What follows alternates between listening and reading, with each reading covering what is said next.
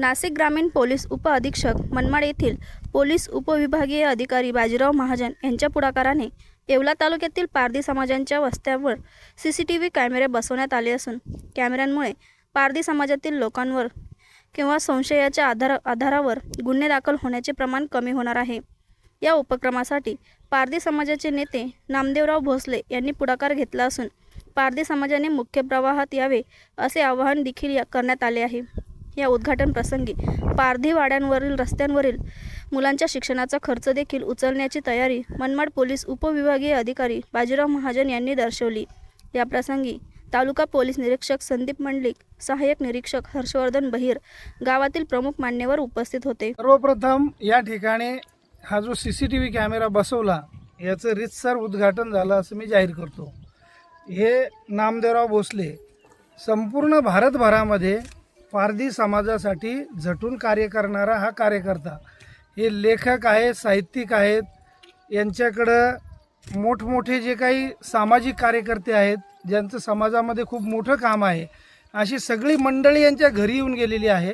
यांचा उपक्रम असा आहे का जो आपला समाज बांधव आहे, पूर्वीपासून बघा, जेव्हा ब्रिटिश कालापासून जेव्हा काही चोरी होऊ द्या, घरफोडी होऊ द्या, दरोडा पडू द्या, तर सगळ्यात आधी पारधी लोकांना पकडून आणायची पोलीस।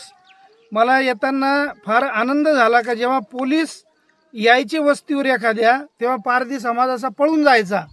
आज आम्ही बघितलं का पोलीसची गाडी यायला लागली आणि आमच्या स्वागतासाठी लोक यायला लागलेत। म्हणजे हा फार मोठा बदल झालेला आहे। त्याला मुख्य कारणीभूत हा माणूस आहे, यांचं फार मोठं काम आहे। आता हा जो कॅमेरा इथं बसला आहे, ह्या कॅमेऱ्यामुळं इथं काय घटना घडली, इत्यंभूत कोण माणूस कुठं होता, काय होता, म्हणजे आता जे लोकल पोलीस आहेत हे इथले, यांना तर यांची माहितीच आहे, परंतु जे काही बाहेरचे पोलीस असतील, लोक संशय व्यक्त करतात का बाबा पारधी समाजाच्याच लोकांनी चोरी केलेली आहे, घरफोडी केलेली आहे, दरोडा टाकलेला आहे, तर त्यावेळेला हा कॅमेरा त्यांच्यासाठी आरशाचं काम करणार आहे। माणूस एकदा खोटा बोलू शकतो, परंतु हा कॅमेरा खोटं बोलणार नाही। हा सगळीकडे फिरत असतो, रिव्हॉल्विंग कॅमेरा आहे आणि ह्याचं रीतसर उद्घाटन झालं, याचा निश्चितपणे फायदा इथल्या लोकांना होईल।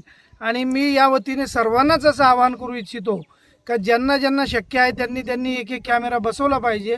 यांनी यांच्या चळवळीतून संपूर्ण देशभरामध्ये लाखो कॅमेरे बसवलेत आणि बरेच समाज बांधव ज्यांच्यावर जो गुन्हेगारीचा शिक्का होता तो शिक्का त्यांनी पुसलेला आहे।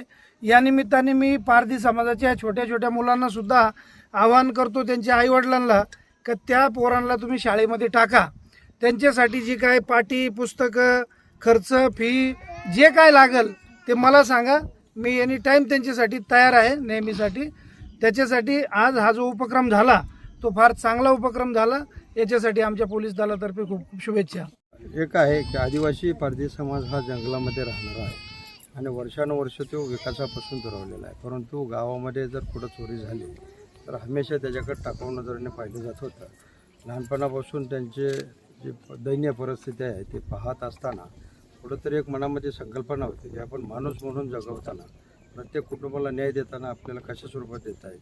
म्हणजे हे काम करत असताना एक नवीन विषय डोळ्यासमोर आला।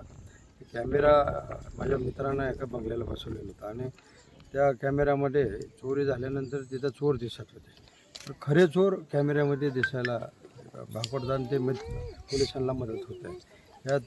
त्या दिवशी आपण एक संकल्पना घेतली होती की आदिवासी पारधी समाजाच्या घरी आपण जर कॅमेरे बसवले तर गावात जर कुठं चोरी झाली तर तो जर घरात झोपलेला असेल तर त्याला पोलीस विनाकारण संशयितरूपी पकडणार नाही। पूर्वी असं व्हायचं, गावात कुठं चोरी झाली तर संशयितरूपी पारधी कुटुंबाला घेऊन घेत जात होते आणि त्याच्यावर पेंडिंग गुन्हे टाकण्याचं प्रमाण फार होतं। परंतु कालांतरानं या 10 वर्षामध्ये जसं आपण संकल्पना चालू केली, 31,898 या कॅमेऱ्याचं आजचं ओपनिंग होत आहे महाराष्ट्रामध्ये आणि या ठिकाणा आनंद देखील वाटत आहे। या कॅमेऱ्यामुळं मला महाराष्ट्रामध्ये काम करत असताना आज आपण 1,51,000 कुटुंबाला गुन्हेगारीच्या कलंकित जीवनातून मुक्त करण्यात यश आलं आणि पारधी आणि पोलीस एक मैत्रीचं नातं तयार करण्यात आलं। एक कॅमेरा पोलिसांच्या मदतीसाठी आणि एक कॅमेरा स्वरक्षणासाठी, याची संकल्पना अशी आहे की गावामध्ये तुमचं कुठं काय हो, पोलिसांना मदत म्हणून आता तुम्ही गावात जाऊ नका, इथे या ठिकाणं या आणि या ठिकाणं कॅमेऱ्यामध्ये पहा। या ठिकाणं हे लोक घरात जर झोपलेले असतील तर त्यांना विनाकारण आपण त्रास देऊ नये।